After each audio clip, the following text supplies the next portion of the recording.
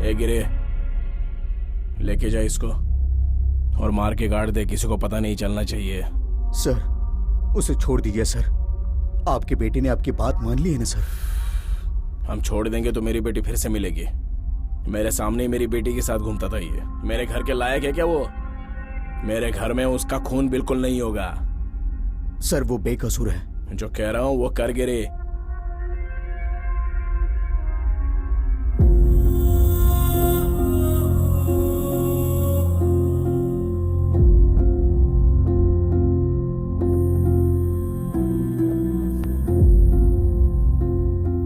देखो शिवा, ऐसा साहब ने तुम्हें मारने के लिए बोला है।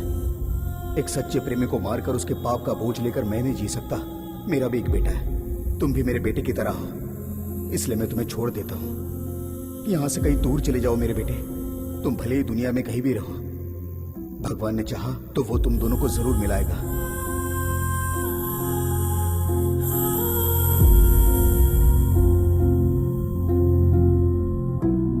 ये लो चॉकलेट।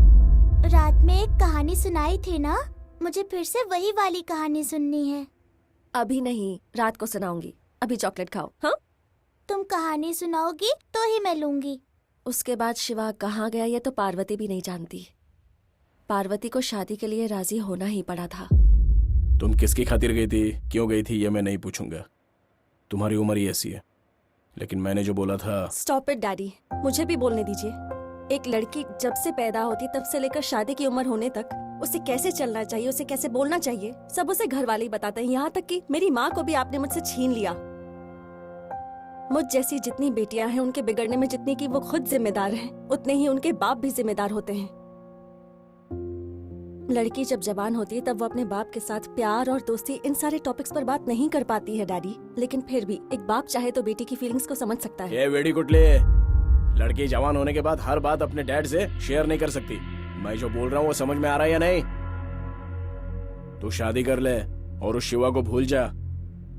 बाप ने एक अच्छी जिंदगी दी है, यही सोच के खुश रह जा। अब जिससे कहेंगे मैं उससे शादी कर लूंगी, लेकिन फिर उस शादी का क्या फायदा होगा? पूरी जिंदगी पड़ी है, खामोशी से शादी कर ले, सब कुछ ठीक हो जाएगा। मुझसे और बर्दाश्त नहीं हो रहा। आपको शिवा अच्छा नहीं लगता इसलिए शादी तोड़ने के लिए कह रहे हैं। अगर दूसरी शादी भी मेरी नाकामयाब निकली तो एक और शादी करवाएंगे क्या?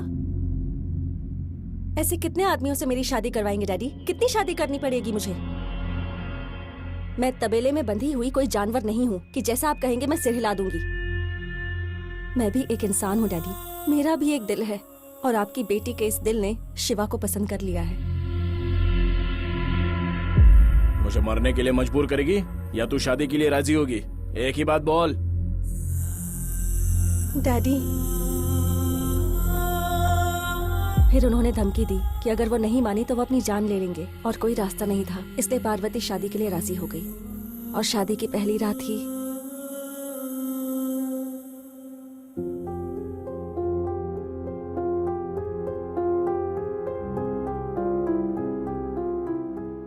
लगता है तुम्हारे डैड जल्लाद हैं। I know how much you love each other. ये जानने के बाद भी मैंने शादी कर ली। I am really sorry. मेरा एक दोस्त है यूएस में, वो नागपुर का है, हमेशा अपनी माँ को याद करता रहता है। तुम उनके साथ रहना। अगर तुम्हारे डैडी ने कॉल किया भी तो मैं उनको मैनेज कर लूंगा। Thank you Prakash. And one more thing, if you need anything you can use this card. And one more thing, मुझे भूल मत जाना तुम। Thank you so much.